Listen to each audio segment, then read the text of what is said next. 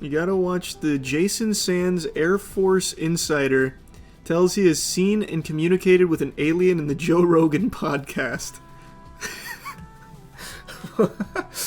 Okay, that sounds so cool. What is his name? Jason Sands. This thumbnail goes so hard. But anyway. The Joe Rogan Experience. But anyway, that's where we were heading this one day.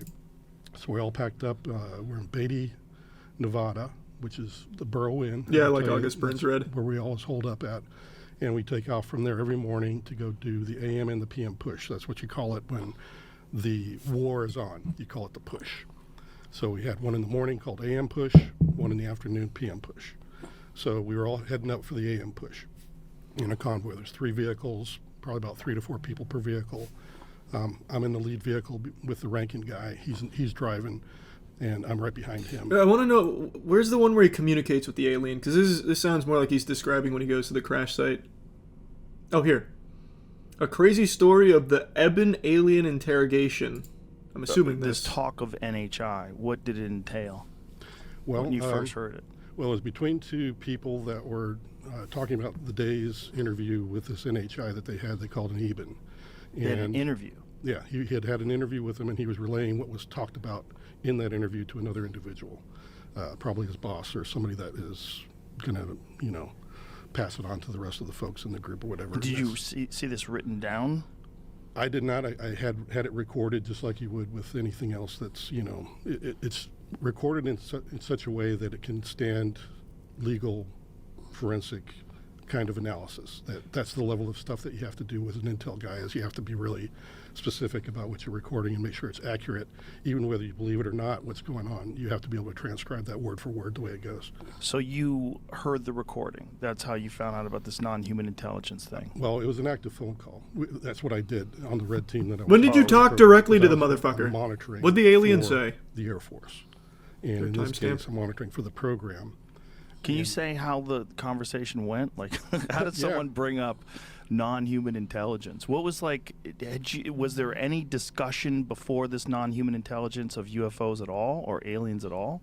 Yeah, there was quite a few times. We had a scientist on the team. There was an officer. He was a nuclear scientist, and he was able to give us some insights and stuff like that, because we'd have some really strange things like things that were turning at 90 degrees, and how do you not break that piece of machinery? Or we talked about Ray Gun's brother getting charged for crypto, stuff like that. And they had like very technical parameters that I can't Man, cannot. Why does he talk to the discuss, fucking alien? We're talking about these. Was it here against its will? Was it here to It sounded like it was imprisoned. It Imprisoned. sounded like an interrogation result, is what it sounded like. If you hear any of the stories, they make it sound like he was one of the survivors and he got stuck here, and he started working with us, and eventually he died in the He eventually died, yes. natural causes. But it's all speculation, because we're hearing all this stuff, Right. but we don't have any way to verify. And how many other stories that are similar to that, like the interactions and a thing being here? I have no doubt after this, Joe went to his friends. He's like, you guys aren't going to believe this. Brother, I talked to people that talked to aliens today. Yeah, no, they crash landed here a little while back. The Eben. The Eben aliens. It's unbelievable. Joe Rogan absorbs actually every single thing a human being says, and he's like, holy shit. It's giving me a lot to think about. This is big. This is big. With us, have you heard? There's another one that actually escaped from captivity. Yo. But he actually convinced those his aren't super interpreter accurate usually, Logan. or They're his not actual interrogator they're to not, help usable. him escape, because Thanks for the some mellow. program was trying to get him to open a portal for them, and they wanted control of it. And the guy eventually, the interrogator actually pushed him into the portal and had surreptitiously given him back to his own home world. And it ended that guy's career, probably. A portal? Yeah. And what kind of portal are we talking about? You're talking like it's kind of like a way of opening a wormhole that you can control. And did they say where this thing was accomplished and how? I think it was also in reticuli. I think it was another being from the reticuli. Yeah, they straight up went to the nether. Portal. Where's the this portal. portal? How was it accomplished? The portal, I thought, I was trying to think, where was that call from and to? Because you always get the originating location. I appreciate it. But you're Thanks, always trying Uncle. to figure out who the distant end is. I'm trying to think all the parameters, because you have to write down the phone number and every stuff sometimes. Naturally, yeah, it can get It sounded confusing. like it might have been on the Pacific Northwest or the West Coast area is where this was taking place. And did they say how the portal was made? Was this We made can't by comprehend them? how it was made. They had recovered parts of one, and they were trying to complete it, and they were They trying to recovered get parts this of a portal? What'd they have, being obsidian to help blocks? them complete the portal, so that they What? could use it for their advantage. Like a Stargate. Yeah. Like a real Stargate. Correct. Yeah. Remember what I was telling you, that story about, you What? know, let's go get Jimmy? Yeah.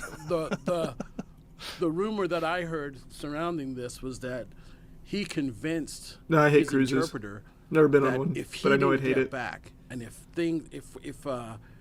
he didn't get home, really bad things were going to happen.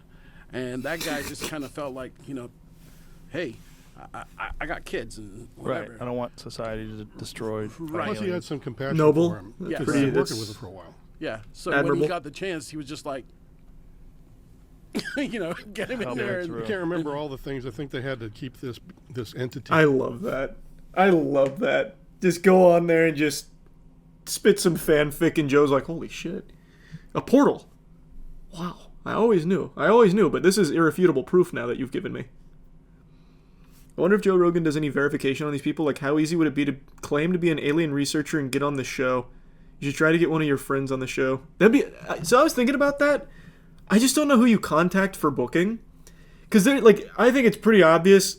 Bare minimum, he does like actually the bare minimum to make sure the person's like alive, so he doesn't book like a corpse or something. Like, as long as you have a pulse, I think you probably have a really good chance if you just come up with like a really interesting story. Jerry Slander's crazy. That's not even slander. That's just factual, man. He just brought on this guy who's talking about an alien in a portal from the Eben alien interrogation. Like, come on. And Joe's just like, wow. I used to watch a lot of Rogan. It's just rough now. Ever since the Rock went on for the self-fucking autofellatio, I can't stand it anymore. Get some of your friends to put some AI books about aliens on Amazon and make conspiracy socials for them. Send it to Rogan, hope to get on.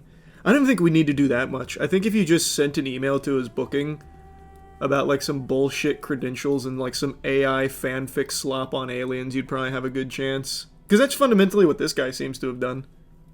You should ask to go on. CoffeeZilla's already been on. Well, that's not the fun, though. The fun would be doing like an alien segment. That'd be the whole purpose.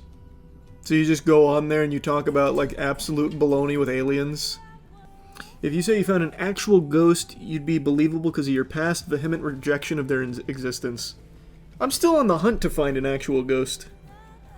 I'm still actively looking. One day. I don't believe in those bitches, but one day I'm hoping.